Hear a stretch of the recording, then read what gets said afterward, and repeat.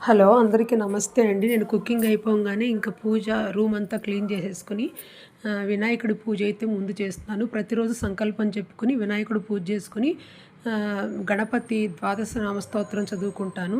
అలాగే దేవుడి పటాలన్నీ కూడా క్లీన్ చేసేసి బొట్టది పెట్టి నాకొచ్చిన శ్లోకాలు చదువుకుంటూ పువ్వులది అలంకారం చేసుకుంటాను. ఇలా ప్రతి ఇంట్లో అందరికీ కుదరదు కదండీ!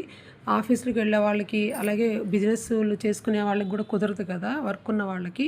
అలాంటప్పుడు అందరూ దేవుడి రూమ్ క్లీన్ చేసి మీకు వచ్చిన శ్లోకాలు చదువుకుంటూ దేవుడి రూమ్ క్లీన్ చేసేసుకుంటూ పువ్వులు పెట్టేసి పంచోపచార పూజ చేయొచ్చు. ధూపం, దీపం, నైవేద్యం, అగరత్తులు, అలాగే మంత్రపుష్పం ఇచ్చి ఏదో ఒకటి నైవేద్యము పండ్లో లేకపోతే పాలో, డ్రై ఫ్రూట్సో ఏదో ఒకటి పటిక బెల్లము అలాంటివి నైవేద్యం పెట్టి ప్రతిరోజు మానకుండా దీపం మట్టుకు పెట్టుకుంటే చాలా మంచిది.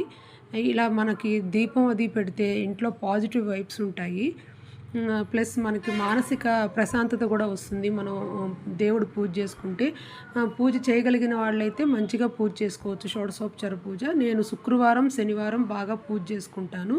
అలాగే బుధవారం కూడా చేస్తాను. కుదరకపోతే గనక ఇంకా శ్లోకాలు చదువుకుంటూ హారతి ఇచ్చేస్తాను. దేవుడికి నైవేద్యం పెట్టి హారతిస్తాను.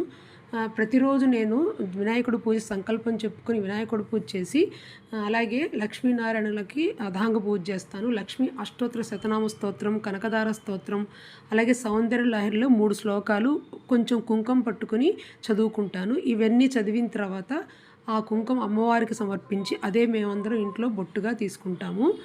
ఇంకా కుదిరినప్పుడు మటుకు అన్ని శ్లోకాలు చదువుకుంటూ ఉంటాను. ఇంతేనండి వీడియో. Thank you.